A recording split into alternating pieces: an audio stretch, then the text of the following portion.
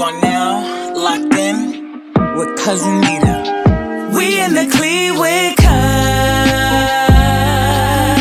We buying the block and know we in the Clee with Cuz. Knowing your city, come get right with Clee with Cuz.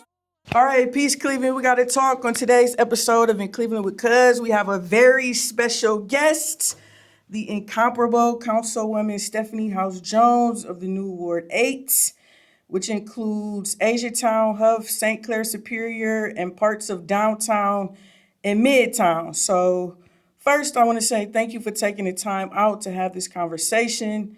And also, thank you for the way that you have represented us as a councilwoman. I have been, the people don't know, but I have been a supporter since day one. And so I just want to make it public, put it on the record that I do appreciate you and how you have represented us and all the work that you have done for us over the years. So y'all were in my comments wanting to tussle, so I figured I would let y'all tussle with the councilwoman directly. So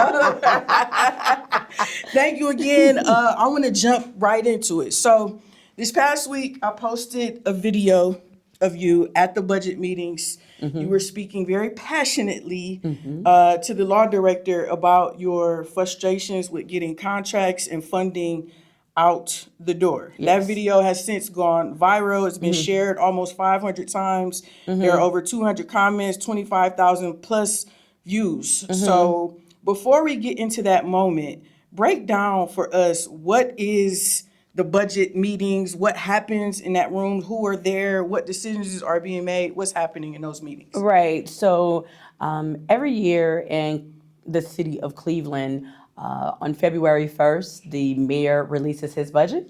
And then from there, we set up a series of council hearings to go through this budget, right? And so it's really broken down by the operating budget. And then you have a variety of special enterprise funds. So that's everything from the airport, our Cleveland Public Power, Cleveland Water, which are entities that make their own money, that spend their own money, that don't necessarily go to the general operations of the city of Cleveland. Now we're talking about $900 million just on general operating funds, inclusive of our enterprise funds. This is about $2.34 billion. Okay, so big money, basically. Yes. And so over a span of about 2 weeks, yourself and my colleagues, So the first day is when the mayor and the budget director, they are there, they give their scenario of revenues, expenditures, their plans, what they want to do, how they want to do. And then the 15 elected Cleveland City Council members have that opportunity to talk directly to the mayor about this budget that he has put forth. And then over the next series of, the next following 2 weeks, every department within the city of Cleveland comes before Cleveland City Council to talk specifically about their budget, how they're spending it, why they are making the decisions, and propose what they decided to do. And then once that concludes, we go through a time period of budget reconciliation where council members kind of give their suggestions on the budget alterations. And then usually our council leadership kind of makes the final decisions. And then, the budget then is presented. Okay, so pretty important. You guys have this every year. This is the largest thing that we will ever do. It is literally how the city operates and the money that is used to operate. And one of the things that people don't really know is that for all this money that we're talking about 71% goes to just paying wages, salaries, benefits. 71%. And then the 29% is to maybe do something, fix a road, a street, something like that. But that's what people need to know. Gotcha. Okay, so that was a good foundation. So now you all know exactly what the budget meetings are and what they consist of. Now, let's get into the moment. Moment. So I, as you know, have been watching all of the meetings, the committee meetings, the commission meetings, all the meetings for 6 years straight now. So I have a pretty good idea of what has happened, you know, the stuff that's said, the stuff that's implied, the stuff that's left out, all of that. And Right. so I was screaming in my house when I saw you start to speak about to the law director about your frustrations as it relates to contracts and funding and all that kind of stuff getting out. I myself am directly affected by that. And so I appreciated the passion that you were using when you were expressing your frustration. So explain to us. The people saw a 90-minute clip. Yeah. So 90 explain. seconds. I mean, yeah, 90 seconds. So explain to us sort of what you were communicating, why your frustrations are there. Explain that part to us. So when we're talking about the law director, me and several of my colleagues are continuously expressing frustration because it is taking literally years to pay people for the work that they are doing.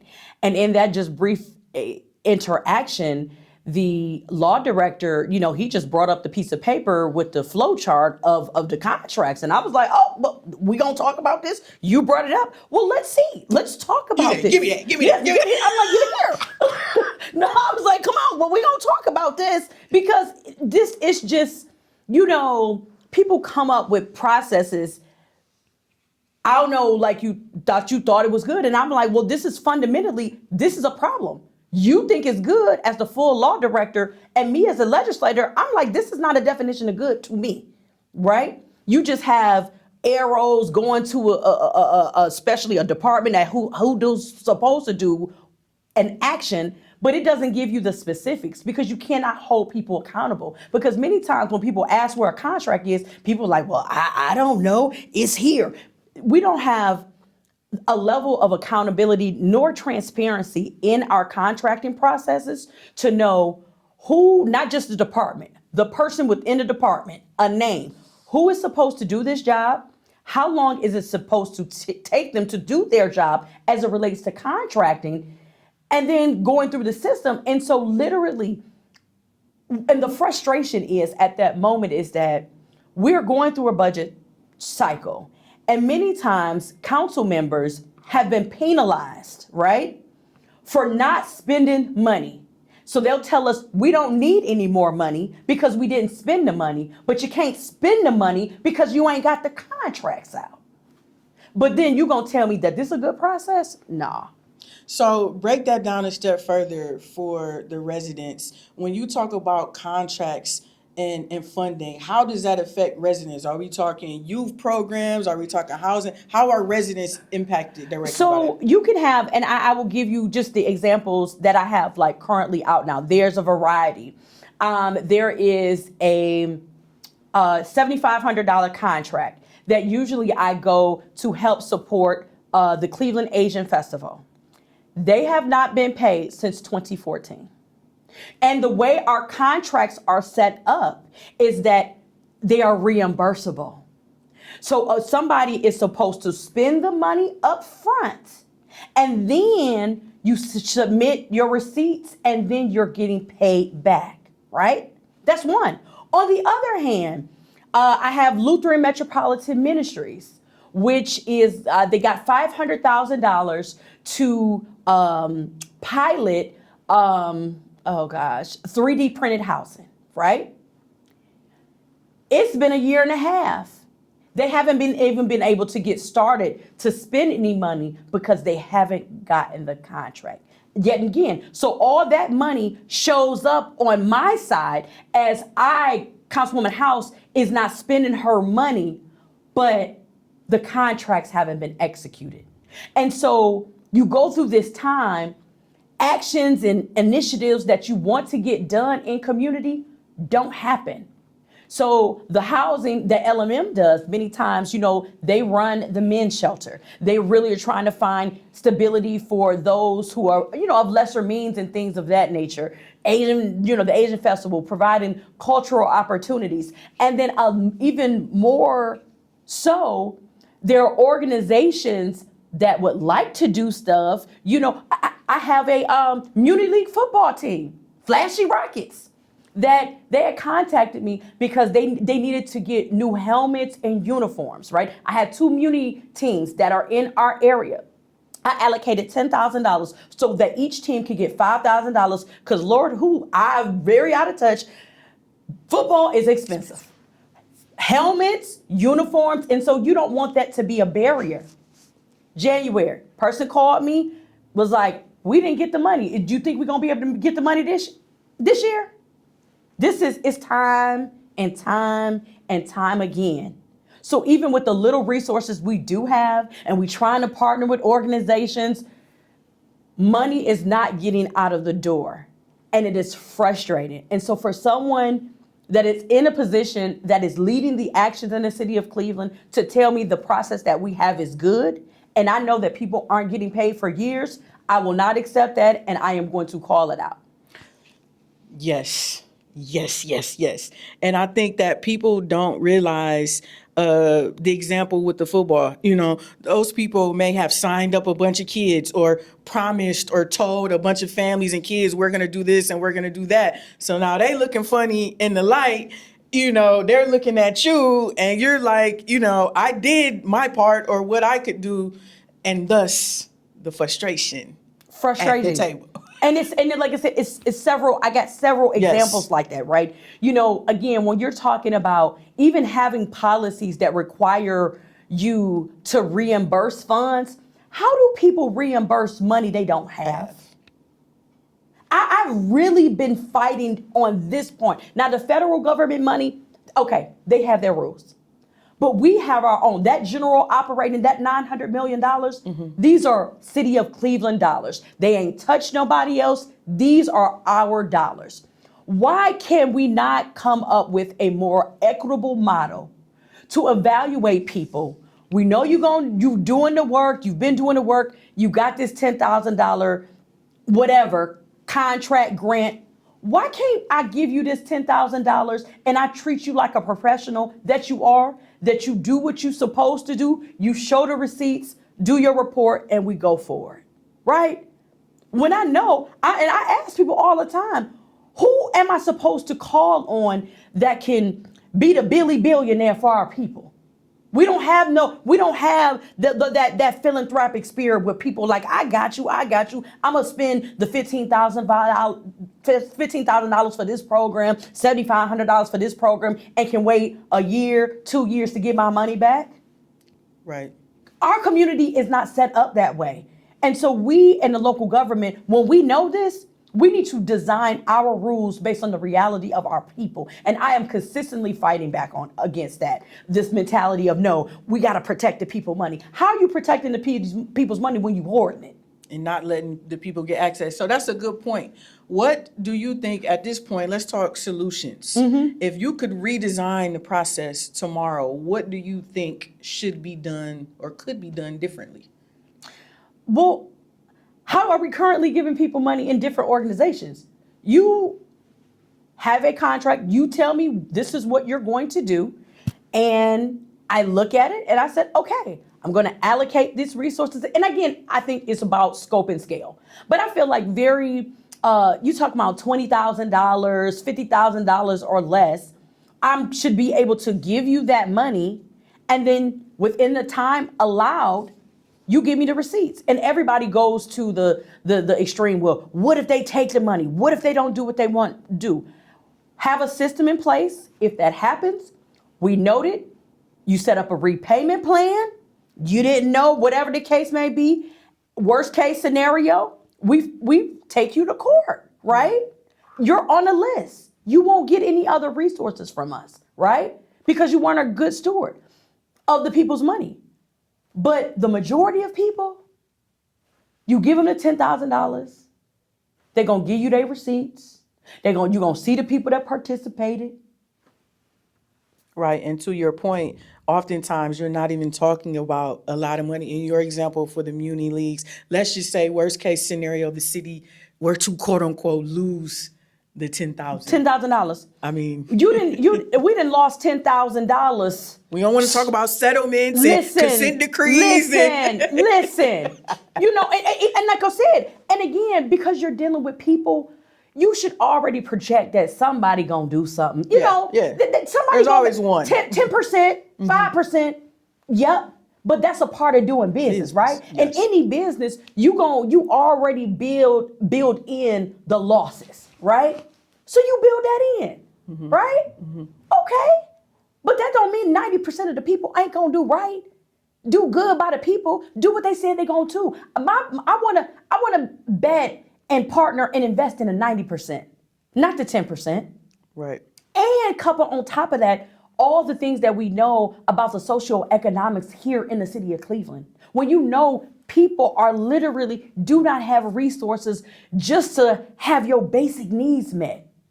So goodness, we got somebody stepping up to the plate to say, I'm gonna be a coach of the football league.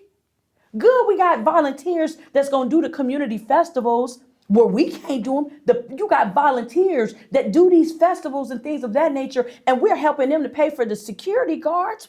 What are we doing? Right. I want to ask you this because I do hear in the community and online a lot that the residents feel like they cannot trust city council. They feel as though the council is corrupt. How would you respond to that? Right. So again, I always would like to, I think you need to like listen to people, right? When people have whatever narrative they have, really asking them, well, how did you come to that conclusion? Based on what, right? So we have these incidents, and I just say call a thing, right? Yes, we had in the last 6 or 7 years, at least 2 council members who have been found guilty of improper use of funds, okay? And a lot of times it's whatever, or using their power to do some things underhandedly, right? That's 2 compared to the dozens of other council members that are there. And see, this is the thing that happens. Similarly of what we're talking about for the contracting, of the reason why the city of Cleveland believes that they're only going to do reimbursement because bad things have happened and people did us wrong, is the same perception that the people may have. Oh, y'all corrupt. You see them 2 people, they got caught up. But that's not really reflective of the whole. You see what I'm saying? And so I would always encourage people when you say, oh, a system is corrupt, well, there's things that you can do about it. Why not partner with some people that you believe that can do better, that aren't corrupt, right? What does the partnership look like in that? You're asking for too much, Councilwoman. You're asking for too. People really just want to be able to complain. If you're going to ask them to do some work. And that's the thing for me. It's like, and that's a lot of times where, there's a lot of commentary, about me and all those things. And I tell people, I just have this mentality that I really do not care what people think about me, right? Because you can be so distracted on what people say about you. And I know they don't know anything about what I do. They don't know how hard I work to show up for those who elected me and the majority of the people who did not elect me. But I am working hard to change the rules so that we all can be stabilized and we can live thriving lives here in Cleveland. That's a fact. That's 100% a fact. Let's zoom out. Let me ask you this. In your opinion, we just talked about the contracting funding issue and all of that. In your opinion, what is the top issue right now facing the city of Cleveland? For real, I think the top issue affecting Cleveland is the lack of affordability of life. And what I mean by that is just like, when you don't have enough to cover your basic needs, it is hard to think, to breathe, to exist, which then translate into many of the unhealthy, destructive habits that are causing the safety issues in our community. And it's just because that people they don't have enough to just take care of themselves. And so when you don't have enough to take care of yourselves, you're like, I'm going to get it any way I can. Or you just give up all hope and it's just like, whatever. And we have far too many of our community members where they can't, it's just the affordability of existing in Cleveland, and they don't have that. And all of the societal ills, right? The abandonment of properties, the sometimes the behaviors that get you to treat your own neighborhood as a dumping yard, where you're driving down the street and you can throw the bottle out the street, you can throw the paper out the street, and then people call me and be like, my street dirty. But we ain't talking about the mentality that got people, how did it get there in the first place? Right. You want somebody to clean it up, but we got to talk about how do we prevent it? But it's a lot of times when you don't have enough, the cares and the pride of things go by the wayside. Yeah. And so that's why, that's really where I will start at, of just like people being able to truly exist in life, like not having enough to buy food to satisfy that growl in your belly, not having enough to be able to pay for medicine that you need, not enough to ensure that you find a transportation option to get you to go to work, get your babies going to school, maybe even go and watch the movies one day. That weighs so heavy on us collectively. And like I said, all the bad stuff that we can name all the bad stuff. Like those who have at least the stability live a different reality than those who don't. And you see it here in Cleveland. I can take you to some places in Cleveland you wouldn't even know it's Cleveland. Because people have at least the stability. It don't look the same. It don't feel the same, right? But where I live, where I grew up, and where I'm serving today, you can see the level of depression. You can feel it. You can feel it. I'm gonna tell you, I'm a person that I have, I always have interns that come in, and my last intern I had, I always take them and drive them around and ask them what they see or whatever. And I said, well, tell me what you think. She was about 20, and you could tell she was hesitant to tell me what she thought. She said, well, I mean, it just feels like it's abandoned. She 20. She not from here, of course, because she in college.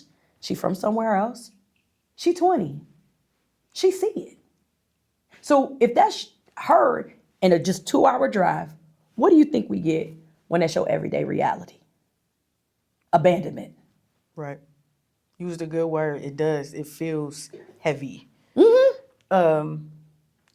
So to that point, there were a lot of people in the comments who were asking and requesting, we want Councilwoman Howse to run for mayor. Oh.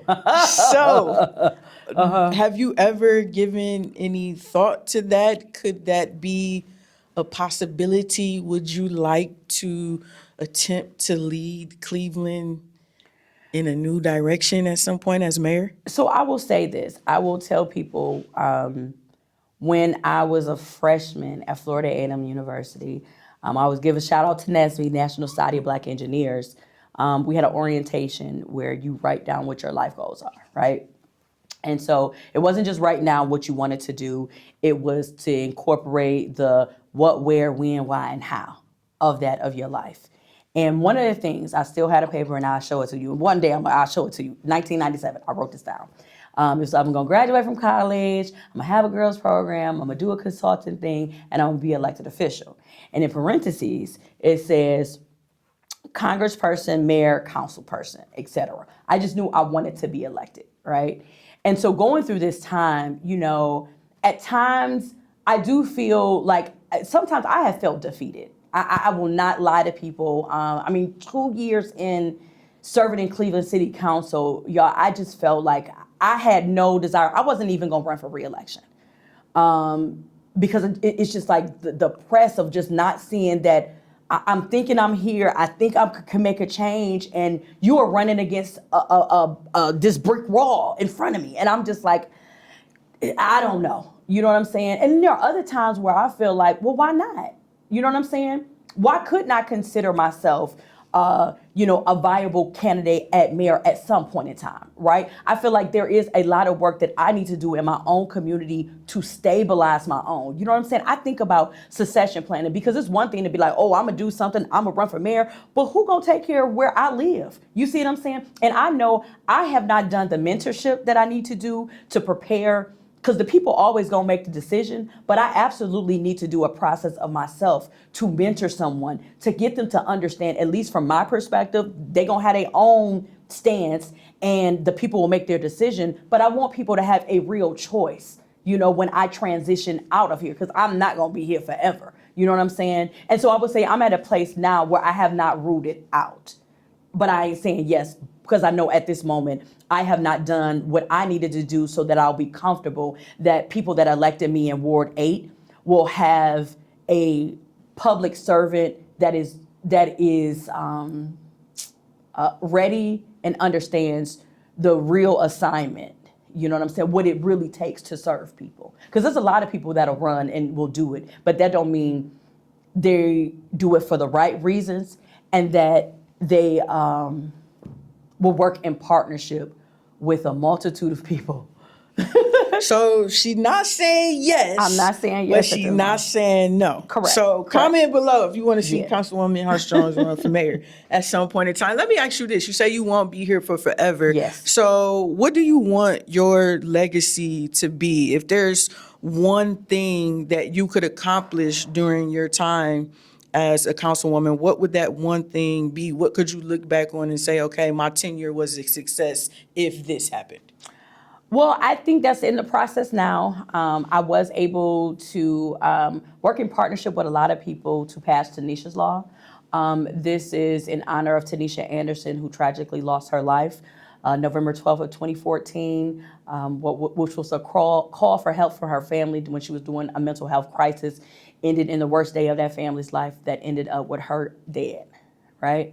And as a result of that, Tanisha's Law is the creation of a Bureau of Community Crisis Response, where by next year, the city of Cleveland will have a fourth option when people call 911, right? So currently you call 911, it's police, fire, EMS. We will have police, fire, EMS, and something else. We ain't came up with the fourth option name yet, but crisis is something like that. And when you call, when life is happening, we will have unarmed professionals, whether it's a social worker or a peer specialist, that can come and really work to stabilize the person that's in crisis at that moment, and hopefully get them connected to the necessary resource or just a stabilization in that moment. That to me is when that is fully built out, I can stand proudly on that. You know what I'm saying? And I'm so grateful of just the trust that the Anderson family had in working with me and so many other partners. We got it passed, and now it's the real implementation of it that I'm working, with Commander Wheeler of EMS to bring it to fruition. You know that was big when you had Councilman Brian Casey giving you some props. Casey give you some props. You really shout out to Councilman Casey. A little bit. Okay, so I want to talk a little bit about sort of not the elephant in the room, but what had everybody upset with me about the headline that I used on the post. Okay. If people listened to the video all the way through, you made the statement that people always think I have an attitude, and I'm wondering why they don't have an attitude. And so I took that and used it as a headline because I knew that it would upset people and they would engage, and you did. But I want to talk about that narrative because I share with you, that's something that I didn't really know. Because again, in my circles, we know how you give it up. So that's not even a thing. So where do you think that narrative came from, and how do you combat it on a daily basis? Well, I mean, the narrative is a part of you talking about a racist, sexist society, which already puts people in a box, right? You can't possibly be a Black woman who can speak confidently, competently, and bring some passion to something without others interpret it as she got an attitude or that she's angry, right? And just sometimes even culturally, it is a thing to be expressive, right? From where I come from. Right. You know what I'm saying? It can get a little spicy. You're right. And it's like, you're talking so loud. You're doing it. Like sometimes those are little cultural things that's just in me. Right. You see what I'm saying? And I'm not trying to be offensive to you. I'm just being myself and speaking my truth in the here and now. But someone will interpret that totally different. And I just don't carry that, right? Because I'm assured on who I am, right? I know when I am talking about and bringing things to light, I know what I'm talking about, right? And 4:24 p.m. I am really trying to get others. I'm understanding, like, why you not upset? Why do you want me to just be okay and act like everything all right? The people are not okay. Our people are not well.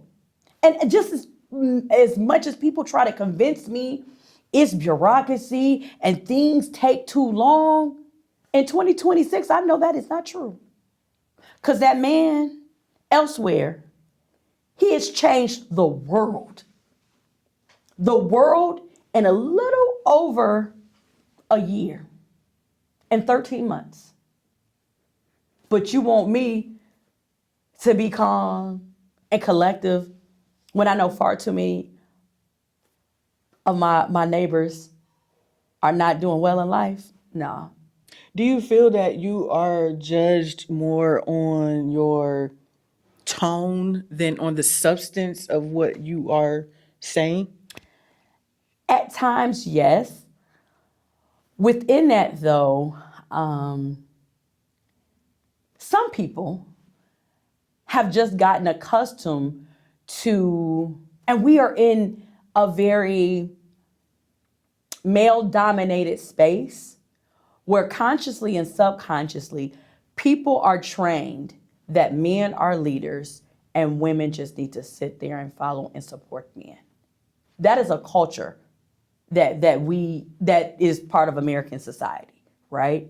So when you get people that are not in that mode, they're like, what's this? We don't like this. We don't want this. No, get back in your place.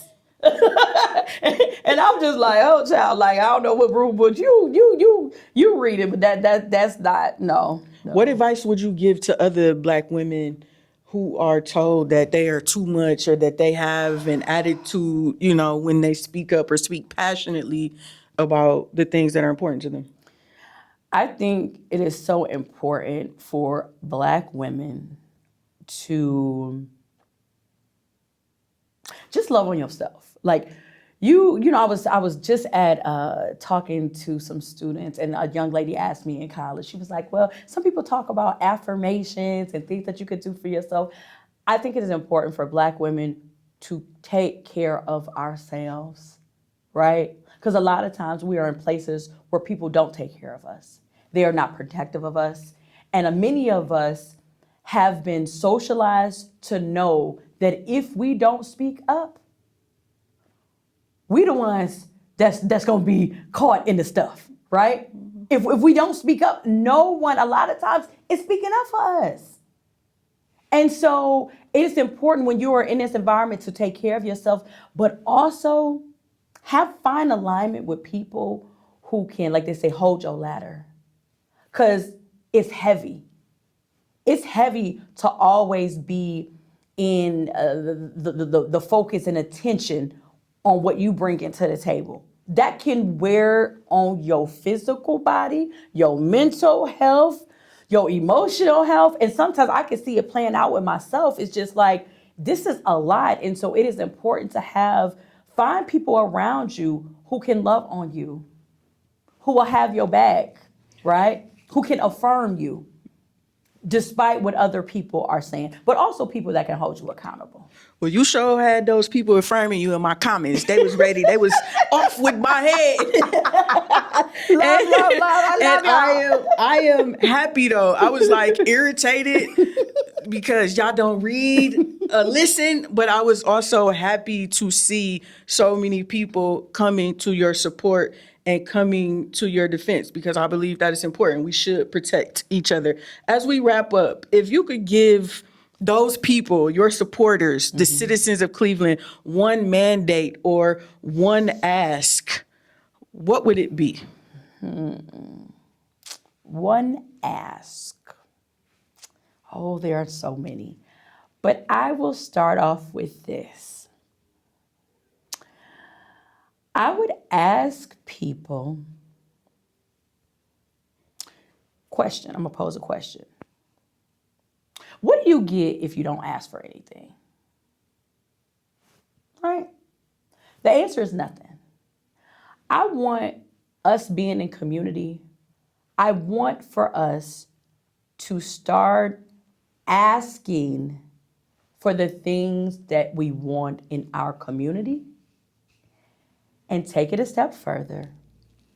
For the things that you say you want for your community, identify a way that you can also be a part of it to realizing it to the end. As I shared and I talked about the Anderson family who took their pain and found purpose through the tragedy of the death of Tanisha Anderson that happened in 2014. We didn't pass a legislation until 2026, and we still got some time to build it up. That's 12 years. Their journey was 12 years.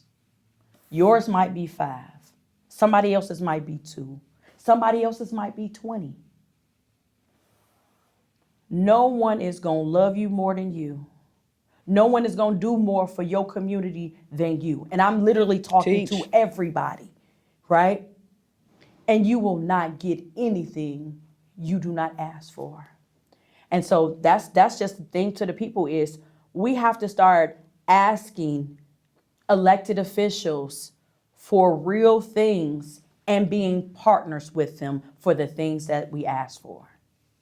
I think that's good. That's really good. Well, folks, you heard it here first, directly from Councilwoman Stephanie Howse-Jones. Again, thank you for having the convo. Make sure you follow the council lady, show up to her events when she asks you for support. Make sure you keep that same energy you had when you was talking to me crazy in my comments when she asked you for your support. So until next time, cuz, I'll see you in Cleveland.